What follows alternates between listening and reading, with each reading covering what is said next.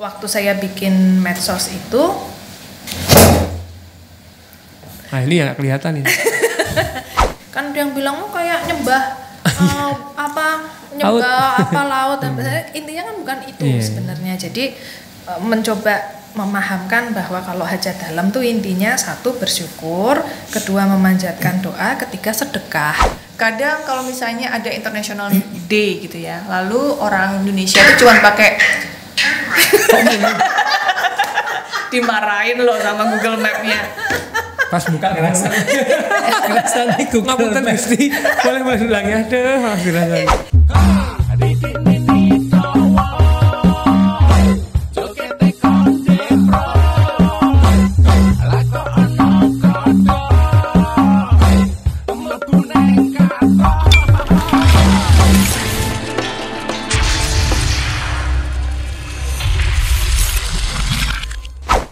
Hai Sobat Budaya, salam budaya. Ketemu lagi dengan Eyang DMP dan selalu ditemani dengan musuh saya bebuyutan. Ini Putu dia. nih. Oh putu bebuyutan. Ini episode yang berbeda ya. Berbeda. Karena baju kita nggak ganti. Ini saat syutingan dibagi dua. Iya. Karena bahasanya banyak ya, nggak cukup cuma 1 jam 2 jam. Bener ya betul ya.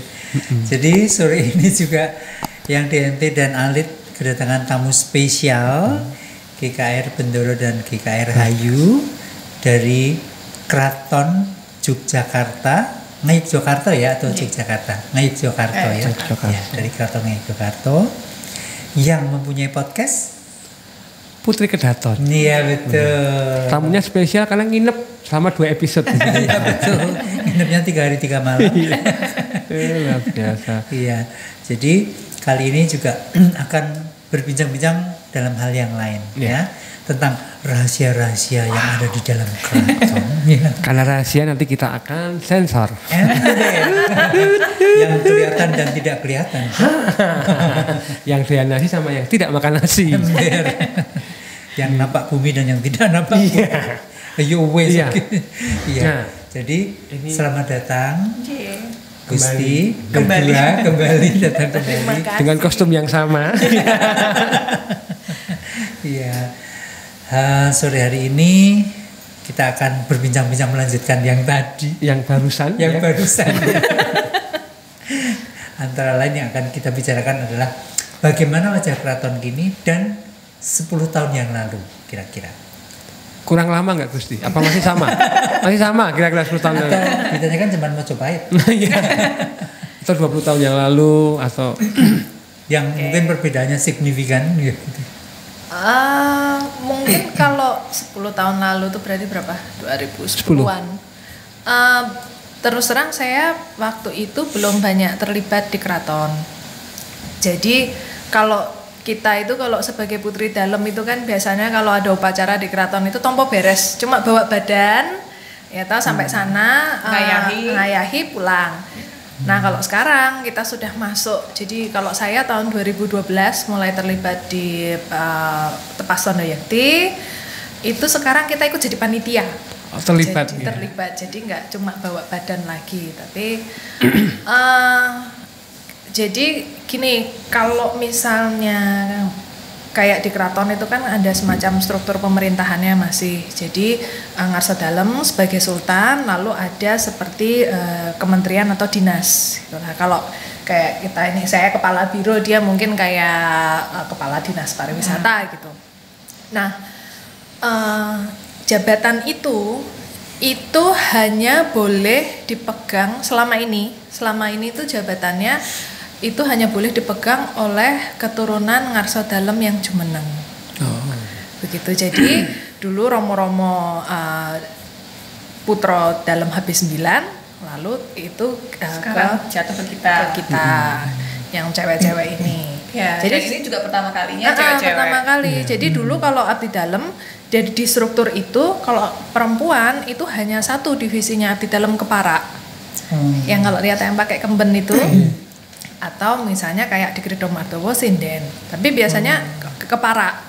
Jadi lebih ke urusan internal. Atau labor domestik gitu loh, kayak mungkin bersihin, atau kalau yang zaman-zaman dulu memang ada pasukan perempuan, tapi kan sudah lama sama sekali tidak ada. Nah, jadi dulu untuk urusan strategis abdi dalam itu semuanya laki-laki. Nah, tapi karena itu tadi, jadi ini salah satu wajah yang berubah itu ada Ler Gumanti itu istilahnya perubahannya itu jadi ngarso dalem itu putri dalem itu semua putro dalem itu semuanya putri. Jadi sekarang semua struktur abdi dalem itu bisa perempuan. Iya. Kalau dulu dari zaman yang 9 belum bisa, Mas. Iya. Begitu. Jadi itu salah satu perubahan yang paling besar. Iya. Di keraton Di gitu. keraton. Pengageng-pengagengnya itu perempuan itu baru kali ini. Lalu karena kita sih, kalau kita dari dulu kan, kalau saya pribadi itu dengan ngarso dalem menjadi gubernur, lalu Kanjeng Ratu itu kan ngurusin keraton tapi dari panggung nasional di DPD, itu saya merasa kok Romo-Romo dulu mungkin juga sibuk, kok kayaknya keraton itu agak terlantar. Jadi kita didhawuhi ngarso dalem untuk mulai terlibat di kawedanan-kawedanan. Kita kepengennya bikin apa ya? Ya keraton itu lebih terbuka. Iya, satu lebih terbuka, dan kalau saya nyebutnya itu adalah repackaging culture, Mas. Jadi budaya Jawa atau budaya keraton ini kan kadang orang melihatnya tuh mistis banget, kuno banget gitu ya. Tapi sebenarnya budaya itu kan nggak kuno. Sebenarnya hanya bagaimana membungkusnya aja, memperkenalkannya itu dalam packaging lama gitulah, dalam bungkusan yang lama, makanya dianggap kuno. Nah sekarang terutama kami yang milenial senior gitu ya, senior gitu ya, mepet atas gitu ya. Jadi seperti saya, Mbak Hayu dan suaminya Mbak Hayu, Mas Noto, itu lebih kepada memperkenalkan keraton dalam bentuk yang berbeda. Jadi sempat ada apa namanya tarian yang Mas Noto itu yang di jalan Flash mob. Flash mob. Jadi ada flash mob. Terus habis itu bagaimana kita juga memperkenalkan budaya dengan film yang barusan dari keraton, film pendek yang berjudul Marak, yang sempat heboh viral banget itu pada waktu kita launching. Jadi kita memperkenalkan budaya lewat media-media yang seperti itu gitu. Jadi kena lah ke masyarakat yang sekarang gitu. Jadi lewat medsos, lewat film-film pendek, dan gitu, lewat podcast gitu. Itu salah satu cara agar kaum milenialnya juga mengenal. Betul. Ya dengan cara-cara milenial juga gitu. Film, kemudian sosmed juga dikelola dengan baik. Soalnya kan kalau enggak jadi pas saya nikah itu saya suka dapat message dari guru-guru SMP, SD, anak didik saya itu tidak tahu apa istimewanya Jogja. Betul. Gitu. Jadi makanya kalau waktu saya bikin medsos itu, Nah ini ya kelihatan ini. jadi waktu saya bikin medsos itu kan tahun 2015. Nah itu rujukannya itu agak bingung, karena kalau keraton yang lain di Indonesia belum pada punya medsos. Lalu yang dekat, yang Asia, Jepang waktu itu belum ada, Thailand belum ada, paling adanya Belanda sama Inggris. Tapi kan kayak Queen-nya lagi buka acara di mana, kan kalau Belanda sama Inggris ditanya tarian apa penari keratonnya ada, betul enggak ada. Oh nggak ada tariannya sana? Nggak ada. Kalau Nggak ada puasa juga sana? kalau tarian di Belanda mungkin masih ada yang pakai clock, itu tak ada yang nari pakai itu nggak sih? Iya, tapi itu bukan keraton. Tapi bukan Itu dari rakyat. istananya ya. Jadi kalau dari pelesnya sendiri itu tidak ada budaya seperti kalau di Asia. Lebih ke protokoler ya? Jadi tapi kan aku mikir lah, kalau medsosnya keraton cuma kayak ngarso dalem di sini kunjungan buka ini lah, itu kan medsos politisi itu kan sama. ya akhirnya jadinya karena masyarakat itu banyak yang tidak paham, takutnya kan kalau kekosongan informasi itu diisi yang menyesatkan, kan itu yang bahaya.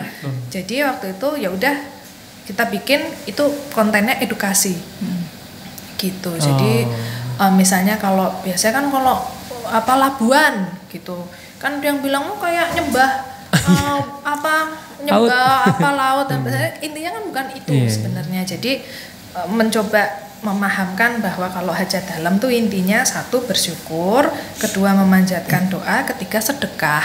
Intinya kan itu. Iya, Itu kan mencintai alam juga, itu kan bagaimana rasa terima kasihnya kita kepada alam. Yang jangan sampai itu dipelintir. Ya jadi hal yang benar-benar ya.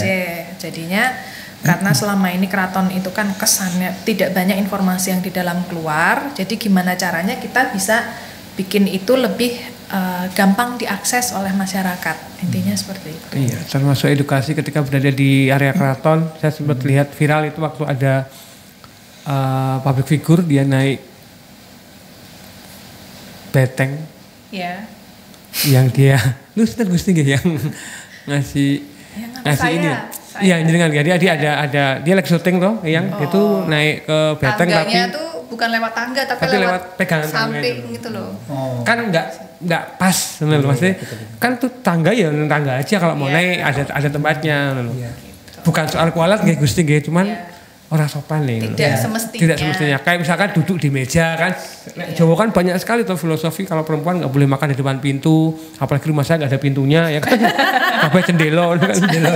Iya. Tak pikir semua pagar Mas. Nah itu kan butuh diedukasi Gusti nggih. Iya kan apalagi sepele sih kayak nggak akan kualat kok. Cuman kan itu orang layak nek tok idak-idak ngono seperti itu. Apalagi itu bangunan sejarah yang punya signifikan histori gitu loh. Ya, jadi apresiasinya terhadap benda histori itu yang mungkin orang Indonesia itu masih kurang dikobarkan. Waduh, dikobarkan.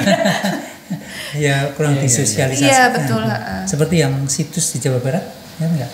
Yang berdiri di situ. Iya, ada itu. Laki sama perempuan itu kan juga foto. Demi estetik sebuah foto mereka menghiraukan. Ya. Di keraton pernah ada cerita mejanya patah. Saya itu ya. Saya tanyakan tadi itu. Iya, mejanya patah karena ibu-ibu mau selfie gitu kan, sedangkan itu meja ya belum terlalu lama sih, tapi bisa dibilang rapuh gitu kan. Terus langsung asal duduk di atas meja aja, duduk di atas meja aja udah salah, duduk di atas meja di museum apalagi gitu, terus patah. Pak udah ada larangannya nggak Gusti? Sudah ada larangan, tapi kan semakin ada tulisan dilarang naik, itu rasanya tuh jadi kayak pengen naik gitu kan. Aku pernah ngelewatin serombongan ibu-ibu itu di depan Bangsal Kencono, itu kan ada tulisannya dilarang naik. Ibu-ibu ini pada duduk-duduk gitu kan. Itu tuh ada tulisan, yang satu bilang itu ada tulisannya dilarang naik. Ini kan duduk. Nggak naik. Dia duduk akhirnya. Aku cuma aku langsung manggil guide-nya. Kowe piye kok dinongke wae aku banget. Iya, betul. Itu memang masyarakat kita masih banyak yang gitu secara umum ya. Penting. Sekarang contohnya melanggar lampu merah aja bangga. Iya kan? Sepele itu. Ya itu karena mungkin perlu banyak edukasi. Sih kalau saya lebih yang udah jelas orang mau nyebrang tapi malah makin digas. Iya. Oh benar. Iya benar. Soalnya kalau di Indonesia kan buat anak gampang, jadinya kan ngilangin nyawok gampang. Itu tugas BKKBN. Biar ikut UMKM. Jadi betul ada interaksi antara keraton dan milenial dengan caranya seperti itu ya. Maksudnya dengan sosmed, dengan film juga, mungkin nanti podcast juga termasuk nih Gusti nggih. Nah, jadi teman-teman sobat budaya yang masih muda seusia saya lah, tahun 11-12 ribu ya, itu monggo kalau pengen tahu keraton ya dengan sisi yang berbeda, monggo dengarkan podcast Putri Kedaton, kemudian film Marak dan banyak sosmednya di Twitter @keraton Jogja, Instagram, Facebook, YouTube. Banyak. Oh sekarang udah ada Gending juga sudah ada di iTunes. Sama di Spotify. Sudah banyak medianya. Ini lagi dirayu mau TikTok kan kita. Kakean ngopeni males. TikTok tari kan nggak apa-apa Gusti kalau tari ya. Nggak masalahnya itu kan nanti semua platform itu kan tanggung jawabnya Tondo Yekti. Iya tanggung jawabnya dia. Makanya keberatan Gusti Hayu. Iya. Jadi biasanya saya beride, saya pengen ini, IT-nya kamu ya gitu. Iya. Jadi termasuk upaya keraton untuk senantiasa mengikuti dinamika perubahan zaman gitu. Betul.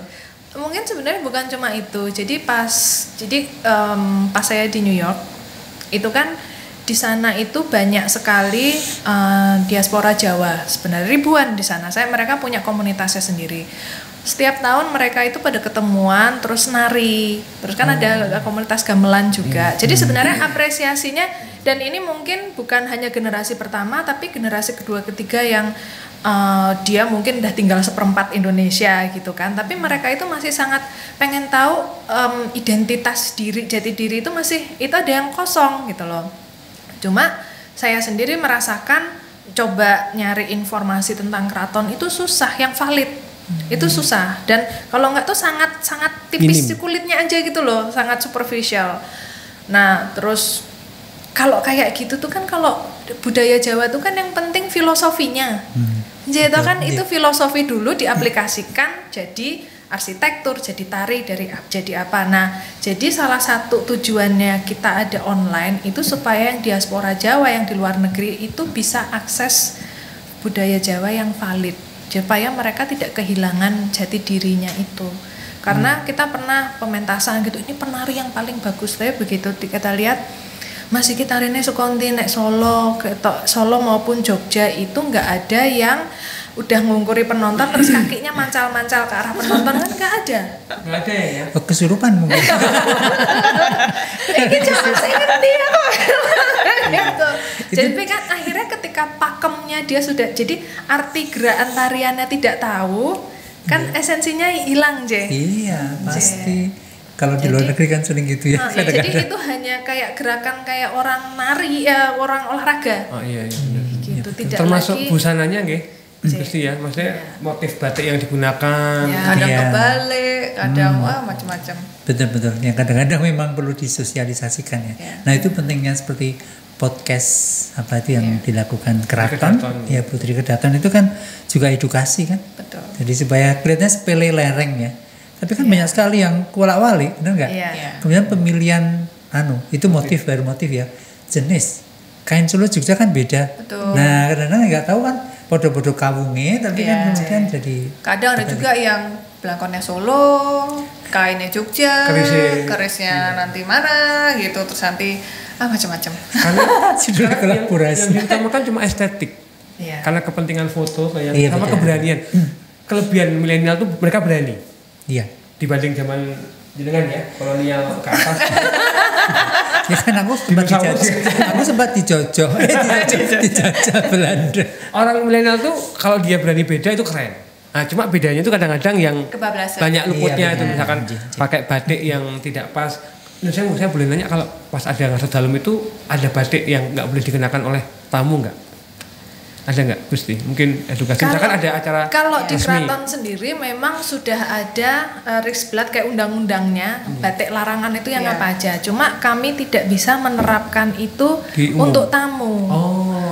Karena kalau dulu bisa dihukum, sekarang ya mau dihukum piye kan nggak mungkin. Jadi paling cuma dimohon untuk tidak pakai parang. Iya, himbauan ya. Nah, paling cuma ya sebatas itu, cuma kawung. Dua itu saja sih. Iya. Cuma kan kapan itu ada rombongan protokol, pokoknya pejabat negara gitu. Kita mungkin salahnya juga memang si pejabatnya tidak pakai parang, tapi protokolnya parangnya segede-gede gitu. Jadi kalau di Riksbladnya itu sudah ada aturannya, parang size seberapa ke atas itu hanya ngarsa dalem, size berapa ke atas itu hanya boleh Kanjeng Garwa Prameswari, itu sudah ada. Ya. Parang itu apa maknanya ya? Kalau parang? Motif. Nggak, maknanya apa? Kenapa nggak boleh digunakan? Parang itu motif. Yang lonjong-lonjong. Itu ada maknanya nggih? Gusti, kenapa nggak boleh digunakan oleh? Karena itu hanya untuk ngarsa dalem. Jadi saya pernah baca memang parang itu yang menciptakan dulu itu garwo dari Sultan Agung. Jadi diharapkan beliau itu seperti doa. Jadi doa karena dia ke atas gitu ya. Jadi dengan doa supaya lebih mulia hidupnya. Begitu. Tapi parang kan jenisnya macam-macam. Betul, ada parang macam-macam. Yang biasanya kalau untuk ngarsa dalem itu parang barong. Jadi lebih besar. Itu hanya digunakan ngarsa dalem. Dan itu memang banyak kan warnanya putih latar putih ya. Terus kalau parang-parang yang kecil, parang kelitik ya, itu beda lagi itu. Jadi untuk milenial ini boleh lah pakai parang, tapi mungkin untuk acara-acara yang tidak resmi nggih. Dan jangan dipakai di sepatu. Oh, nggak boleh nggih. Iya, karena Motif sepatu batik nggak boleh pakai. jangan, karena parang dan kawung itu usianya sudah lebih dari keraton, udah lebih dari 270 tahun gitu ya. Jadi seharusnya apresiasinya itu seperti masterpiece art gitu loh. Jadi jangan di sembarang tempat, jangan dipakai di lantai, jangan dipakai di sepatu yang diinjak-injak gitu loh. Jadi apresiasinya harus lebih tinggi daripada itu. Karena yang lalu kita sempat membahas tentang kawung. Ternyata motif yang mirip dengan kawung itu ada di Cina, ada di Jepang, dan itu sudah dari abad 5 gitu. Jadi sudah tua sekali gitu. Tapi kan sayang kalau misalnya dipakai di trotoar, terus dipakai di alas kaki, harusnya itu menjadi masterpiece art gitu loh. Nggak mungkin kan itu Mona Lisa dipakai di sepatu gitu kan. Nggak mungkin juga. Jadi apresiasinya harus ditingkatkan. Lebih ke menghargai karya seorang maestro ya. Ya benar, kalian punya lagu, kemudian lagunya diputar di toilet kan nggak mungkin. Jadi nggak enak, apalagi jadikan duit desain batik, jadikan keset juga kurang menghargai penciptanya, betul sekali. Jadi bukan kualatnya ya, ingat ya. Bukan kualatnya, untuk menghilangkan mindset. Ya mungkin kalau orang zaman dulu itu kan kalau bikin motif batik itu kan juga pakai laku ya. Nah, betul. Makanya kan kita kan kalau batik itu kan juga wujud doa aja. Ya itu tadi. Jadi pemilihan kain batik yang akan dipakai untuk event apa itu menunjukkan doamu itu apa. Itu yang harus dipelajari. Jadi kan bukan kalau orang sekarang nggak ngerti artinya ya cuma sekedar estetik aja, yang tahu cuma yang ngetop cuma motif kawung sama parang, tahunya cuma itu ya wes itu. Padahal banyak motif yang bisa digunakan lebih. Makanya yang penting adalah tahu makna. Tahu makna. Kalau tadi kan Gusti kan udah di ruang koleksi ya. Itu kan kawung saya pakai untuk soko nih. Itu gimana kira-kira kalau menurut Gusti? Selama nanti pada saat orang datang juga diberitahu kenapa ini ada di soko, kenapa ini tidak ada di lantai, kenapa ini tidak dibentuk itu, dan arti dari itu selama itu untuk edukasi saya rasa bagus gitu ya. Ya kecuali kalau kamu masih aman ya, tidak bisa salah posisi gitu tapi kalau kayak parang gitu bisa kebalik gitu kan, bisa miring dan segala macam. Nah itu yang harus banyak diedukasi gitu loh. Betul. Ada burdo yang kebalik dipakai untuk sebuah baju gitu kan. Nah itu yang harus diedukasi juga, kenapa gurdonya ke atas gitu ya, masa burung juga jungkir gitu ya. Nah hal-hal yang seperti itu yang memang perlu diedukasi. Itu kalau mau belajar kemana Gusti? Apakah keraton mewadai? Sebenarnya banyak. Tentang Google juga tentang penyiaran, tentang arti dari suatu motif itu sebenarnya sudah banyak di media. Tapi di Keraton Jogja kita tetap ada. Jadi di keratonjogja.id itu ada. Tetapi kalau memang mau general, mau yang lain cara pemakaiannya itu di media yang lainnya juga banyak sebenarnya. Hanya tinggal perlu di search aja. Nah itu jangan males ya kan. Betul. Jangan cuma buka TikTok. Kan ada Tinder. Loh Tinder. Itu Sobat Budaya udah dijelaskan ya. Jadi kalau kita malas belajar ya tidak akan pernah pinter ya kan. Sekarang kan adanya Mbah Google dan sebagainya kan tinggal diklik Mbah itu kan. Nanti kan apa yang mau dipelajari supaya kalau kita ini kan budaya yang merupakan identitas bangsa Indonesia, ya kan? Kalau sampai kita aja nggak tahu, apalagi kalau keluar negeri ya, mesti kalau di luar negeri itu kan pasti ditanya dari mana, dari Indonesia, pasti bisa nari kan pasti gitu kan? Nah itu salah satunya. Jadi belajar budaya itu penting. Nah buka Google pun harus hati-hati, nggak sebenarnya buka Google. Pak Eyang ini mau cari kuliner, bukanya Google Map. Ketemu ya tapi soal dibung-bung tapi memang perempuan tuh yang tidak bisa baca Google Map karena nggak tahu. Satu kalau banyak bisa. Saya menolak biasanya suami saya yang nggak bisa. Kebalik. Mohon maaf itu tidak bisa distereotipkan seperti itu. Jadi aku rawani kayak gitu. Yang ngomong dua putri kan. Wanita loh di sini. Makanya saya sempat ngobrol, kamu GPS itu dibikin aja kemasnya jangan GPS. Tapi travel lokal, mesti bukanya senang, wah langsung, wedok lebih cepat ya. Ternyata terpatahkan oleh tamu kita hari ini. Oke. Kemudian kalau masalah keberadaan budaya Nusantara di mata dunia, sebagai generasi muda harus seperti apa kira-kira? Waduh. World eyes, mata dunia. World eyes. Nah Ini pengalaman di luar negeri ya. Berat. Jadi memang kalau dari saya, sebagaimana saya sudah bertahun-tahun sekolah di luar juga, setiap tahun kita coba selalu mengenalkan budaya kita, karena budaya kita kan beragam gitu ya. Tapi memperkenalkannya dengan yang benar gitu loh. Jadi kadang kalau misalnya ada International Day gitu ya, lalu orang Indonesia itu cuma pakai dimarahin loh sama Google Map-nya. pas buka Ngerasa ngapunten Gusti, boleh ulangi Nah, jadi seperti orang Indonesia misalnya di luar sana pakai kebaya, ya cuman pakai kebaya terus pakai celana jeans misalnya gitu kan, International Day. Kalau saya gimana coba sebisa saya, ya walaupun rambutnya cuma diukel-ukel biasa, tapi tetap pakai kain, tetap pakai jari gitu loh. Jadi memang proper. Saya memang berharap bahwa dimulai dari keraton dan semuanya bisa ikut ayo bersama memperkenalkan budaya kita gitu loh. Jangan cuman kita itu bersemangat kalau sudah diklaim sama negara lain gitu loh. Jadi kita harus yang gencar bersama-sama untuk memperkenalkan budaya kita, karena budaya kita ini unik.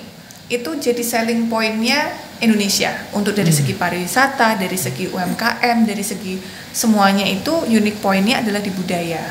Dan memang Jogja ini yang diagungkan pariwisatanya adalah kebudayaannya gitu, karena itu unik. Jadi sebisa mungkin kita tetap menjaga kebudayaan itu. Budaya itu bukan hanya cuma tarian dan seninya saja, tapi juga segi unggah-ungguhnya. Jadi bagaimana kita menyapa turis itu juga part of the budaya yang kita harus kenalkan ke mancanegara.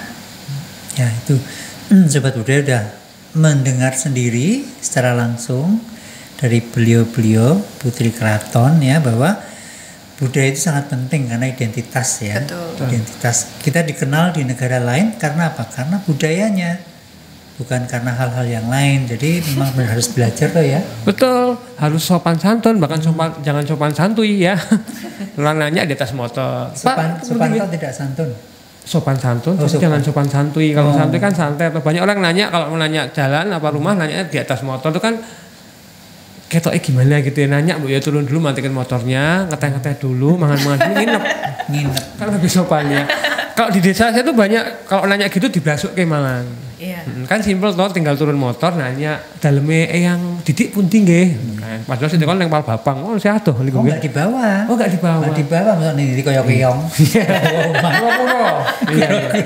Jadi betul. Tapi mungkin kita juga namanya manusia itu apa ya, kayak kalau punya mantan itu baru kerasa kalau setelah hilang. Waduh. Seru banget ini. Jadi kalau selama ini kita punya sesuatu yang itu nggak diapresiasi, tapi nanti gilirannya itu kayak diklaim gitu, kayak ini aku baru baca tadi sih. Jadi ini kan kalau di Amerika ini kan lagi banyak pemilihan anggota Senat, anggota Kongresnya. Jadi ada satu, dia keturunan Korea, dia Korean American, jadi sepertinya yang dia campuran antara Korea dan kulit hitam kalau nggak salah. Nah pada saat disumpah, dia datang pakai hanbok, ya baju Korea. Baju Korea. Tapi komennya orang-orang Amerika tuh, ngapain sih kamu harus pakai hanbok? Kamu kan orang Amerika. Pakailah baju Amerika, kamu bukan mempromosikan kepentingan Korea di sini, tapi kamu tuh senator orang Amerika. Padahal kita kalau namanya kita pakai baju daerah kan merupakan suatu kebanggaan. Jadi justru sebenarnya kita ini sudah punya berbeda-beda tapi satu itu sudah ada gitu loh. Sementara yang di Amerika ini orang kalau punya different identity diversification itu malah semua harus sama gitu loh malah. Jadi tidak bisa mengapresiasi perbedaan budaya. Jadi aku baca itu baru oh iya ya, kita sendiri justru malah harus pakai baju daerah. Kalau acara-acara resmi adalah suatu kebanggaan, itu adalah baju formal gitu loh kalau pakai baju daerah tuh. Jadi kan sebenarnya mungkin kita yang kurang mengapresiasi how good we have it sekarang ini yang kita sebenarnya. punya ya. Ya biasanya kalau di depan mata itu yang kita santaikan aja gitu ya kita. Iya. Gajah di pelupuk mata tidak terlihat, sementara Gosip tetangga itu langsung ke rumah. follower lambe turah ya. Oke. Ini kita kalau mau ngobrol kayaknya nggak akan habis yang ya, karena banyak yang kita tanyakan. Banyak sekali, ya. Karena kan kalau ngomongin keraton, kebetulan saya ini juga bagian. Oh gitu. Enggak, masyarakat maksudnya, bagian masyarakat. Ya. Lo katanya jenengan juga abdi dalam. Oh, kok ngertosnya? Loh, saya Abdi dalam oceh-oceh. mana lo ya? Iya. Pasang nih gonipit ngarep keraton. Gak ada kuk terus. Ngapunten Gusti kalau suatu waktu nanti diundang lagi boleh dengan hadir senang lagi ya, karena banyak yang kita tanyakan nih. Iya, Belum masih lagi keseharian banyak waktu sekali. kecil di antara putra putri siapa yang paling ngeyel ya kan? Nah, Itu saya udah ngacung deh. Oh, iya. Jawab sekarang aja. sudah terjawab. Jawab sekarang Ya, aja. baiklah. Ya. Nanti kita kapan-kapan kita nginep di sini lagi 3 hari. Oh, ya boleh sekali. Nggak ganti baju. Boleh camping kalau di depan. Iya. Iya. Mungkin ini satu hal sebelum lupa, masalah budaya K-pop. Iya. Kira-kira menurut Gusti bagaimana? Budaya K-pop yang masuk? Ya, anak saya termasuk yang ya Army. karena usianya baru 6 tahun tapi kekepoan dengan TikTok itu sangat tinggi, dan di TikTok itu banyak sekali budaya Koreanya gitu ya. Tetapi boleh saja anak saya boleh kamu nyontoh tari K-pop boleh, tapi jangan lupa bahwa kita ini siapa gitu. Jadi untuk acara-acara di dalam keraton saya tetap ngajak anak saya jadi melihat tariannya dan segala macamnya. Akhirnya dia tetap mengetahui budaya K-pop tapi dia juga mengetahui budaya Jawanya. Nah itu yang mungkin jangan sampai kita yang K-pop nggak boleh masuk gitu, tidak, tetap boleh masuk tapi kita tetap harus mengapresiasi budaya kita dulu gitu. Saya rasa seperti itu. Jadi kita harus menyiarkan lebih lah budaya kita lebih keras lagi, karena bukan hanya budaya Barat tapi juga budaya Timur yang sudah mulai masuk ke Indonesia. Ya, betul kan itu sobat budaya ya. Jadi seperti yang sering yang DNT sampaikan kan, bahwa kita belajar budaya dari manapun boleh, tapi budaya sendiri jangan sampai lupa. Jangan sampai malah tidak tahu ya. Betul. Nah, mau tahu ya belajar. Belajar itu Kau boleh nonggo, tapi jangan lupa bali nang omah. Ya kan? Iya, bener ya. Bagus itu. Karena nonggo le masaknya sopo. Itu dia. Yang muda-muda seusia saya yang ya. betul. Waduh, tapi ini sebenarnya pengen ngobrol banyak yang cuman Tapi waktunya waktunya sudah tidak mengizinkan. Oh, satu pertanyaan lagi. Iya. Ini pertanyaan 1A, 1B, 1C, 1D. Pertanyaannya ABCD. Iya, pilihan ganda. Iya, pilihan ganda. Jadi Oke. sebagai putri keraton kira-kira punya impian apa terhadap keberadaan keraton kedepannya? Nah, ini Gusti Hayi. Sebagai orang IT ya. Saya tahu keselak ya. Sebagai IT. Tapi kalau saya sebagai budayawan pun saya merasakan bahwa akhir-akhir ini kan budaya keraton Yogyakarta kan semakin istilahnya dikenal di Amin. kalangan milenial kan. Iya. Ya karena saya sering keliling kemana-mana kan jadi sering memantau. Wow. Memantau ya. Jadi kan ikut seneng ya. Karena kan kemudian banyak pendukung juga. Ya kalau hanya beberapa teman seniman aja kan mungkin kekuatannya kurang ya. Tapi sekarang dengan keraton juga gencar itu kita juga terbantu sehingga kan. Nah itu kira-kira apa? Kalau harapannya? saya pribadi sih sebenarnya apa yang saya coba kerjakan kalau misalnya sebagai di Tondo Yekti juga. Jadi saya cita-citanya kalau untuk Ngarso Dalem sendiri itu bisa cuma modal tablet gini udah bisa tahu aset keraton, aset budaya, aset apapun semuanya udah digitalize gitu. Nah kalau yang kedua saya kepengennya itu yaitu budaya yang di keraton itu kalau bisa keluar, karena selama ini kan jarang, selama ini kan agak susah nyari infonya yang gampang diakses itu susah gitu loh. Jadi kita pengen mempermudah akses karena yang muda-muda ini harus tahu. Jadi kalau mereka ngumpulnya di sosmed, ya udah coba kita datengin di sosmed dengan caranya yang mereka lebih mudah untuk apa ya? Kalau sekarang kok di sosmed itu kan feed itu kan banyak sekali. Pokoknya cuma 2 detik tampilannya udah lain lagi semuanya. Gimana caranya kita bisa bikin mereka klik open atau apa gitu. Kalau bisa syukur-syukur kalau komen gitu kan. Pertama yang penting itu dulu dikenal dulu, karena kalau tak kenal maka tak sayang Mas ya. Betul. Dari situ, nah hopefully dari situ terus mereka ternyata keraton punya ini, ternyata ini, terus nanti mereka ikut gitu. Karena kemarin yang Mas Noto sempat bilang setelah ada flash mob itu ada cukup banyak yang mereka mulai tertarik belajar nari gitu. Jadi banyak kayak misalnya ada satu lagi seperti tahun 2019 itu British Library itu ngirim digitalisasi manuskrip. Jadi dulu yang dirampas manuskrip yang dirampas itu kita dikasih soft copy-nya. Gitu kan Soft copy aja. Selama ini kan kalau misalnya kita bilang itu harus dibawa pulang, mereka kan tinggal bilang emang kamu bisa ngerawatnya, gitu kan? Kita betul. pengen kasih lihat bahwa oke, fine, aslinya boleh di sana, bobok manis masih cantik terserah. Yang penting isinya balik.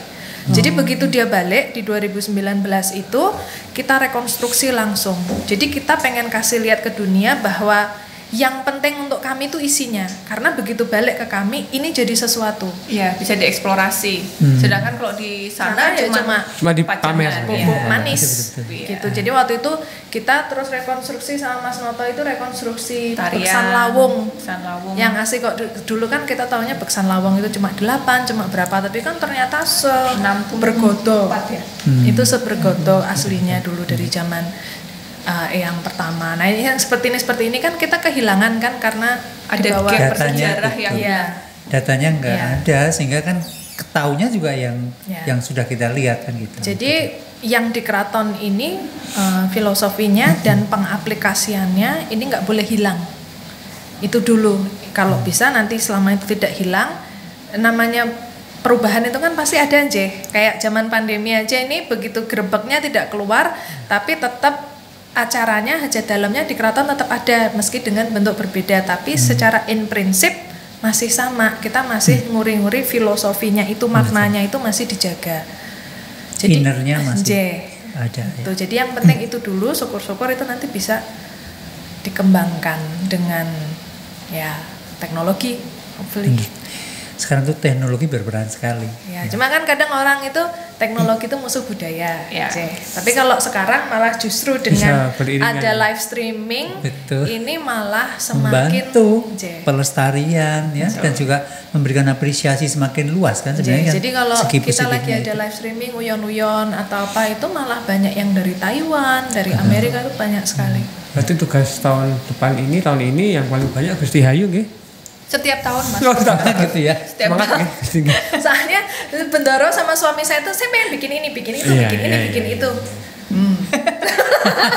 Ayo marketing tetap Gusti Bendoro gitu. Seperti kemarin idenya adalah, Mbak, tahun ini aku pengen bikin virtual museum gimana ya, Mbak? Ya piye? Ya, aku pengen bikin ini, coba kamu bikinin. Iya, bisa. Seperti FKI kemarin kan, FKI juga kemarin kan pamerannya pameran virtual tuh, Iya, Gusti. J. Yang itu mungkin nanti bisa dengan 316 Iya. area tuh. Dimensi kan. Yes. Sampai dimensi itu kan jadi lebih hidup ya. Oke, baiklah, ini karena ada kepentingan lain saya. Wah, balik ya. Jadi kita ucapkan banyak sekali terima kasih, nggak bisa terukur ya. Terima kasih sudah Terima diundang. kasih kembali. Kami berdua senang di sini. Iya. Kapan-kapan kita diundang lagi. Dengan senang hati juga kita menerima, dan kita juga mendapat kehormatan karena sudah kersorawuh di podcastnya yang TNT. Betul sekali. Dan juga Alit yang biasanya grogi sekarang sudah mulai berani ya. Nek Tinggal kewanen, nunggu panggilan job MC ya. MBR. Virtual kami. Nggih. Nek kewanen tak tutup. Kualat dewe nanti ya. Ya. Oke, kita ucapkan terima kasih untuk temu kangen ini yang kita gunakan ya, mebelnya ini. Porsinya Ini kuat dari banget ini. Temu kangen mebelnya. Kemudian biasa. ini alat-alatnya semua dari Alnek ya. Oh, cangkirnya juga ini Gus dari Alnek. Ini minum IT nih Gus. Ini isinya kuota bukannya. Masuk kualat ya. Mulai kesel ya. Sini misalnya ki elektronik kesetrum. Terus tempat ini juga disupport oleh Kemenparekraf. Iya, jadi dulu masih namanya Bekraf ya. Ini sanggar ini dibantu revitalisasinya oleh Bekraf. Iya. Matur nuwun Bekraf yang sudah peduli Ya, terhadap. kita tinggal tunggu dari Kemen yang lain ya. Tak todongke yang ya. Nggih. Makanya dari Makanya dari Horistik. Horistik. Ya, Dan matur juga nuwun sekali semua yang sudah mensupport rumah koleksi di Dini Towo sudah banyak memberikan donasi, matur nuwun. Kalau ada yang masih memberikan donasi masih kita terima. Itu yang paling penting. 08 nggih Gusti Hayu matur nuwun, Gusti Bendoro matur nuwun. Gusti Bendoro matur nuwun. Sugeng aktivitas yang lain. Dan nanti kita harapkan untuk rawuhnya lagi. Iya. Atau yang mau diundang ke Putri Kedaton dengan senang hati ya. Berarti kalau aku ke Putri Kedaton harus pinjungan. Iya. Pinjungan. Jangan nanti malah paling rapi. kita nggak pakai video. Kita nggak pakai video, jadi Oh, hanya gitu. audio. Oh, iya. Jadi Hanya aman. obrolannya. Oh, aman jadi ya. Mempersingkat waktu dandan. Gitu. Iya ya betul. Tidak harus dibatasi oleh gender ya. Iya, gender nggih. Iya ya, Nggih. Sekali lagi matur nuwun. Selamat ke Mbak Lia ya. Nggih, salam ya. Salam budaya. Salam budaya. Salam budaya begini. Salam budaya. Oh, Bukan. budaya. Salam budaya. Salam budaya. Nah,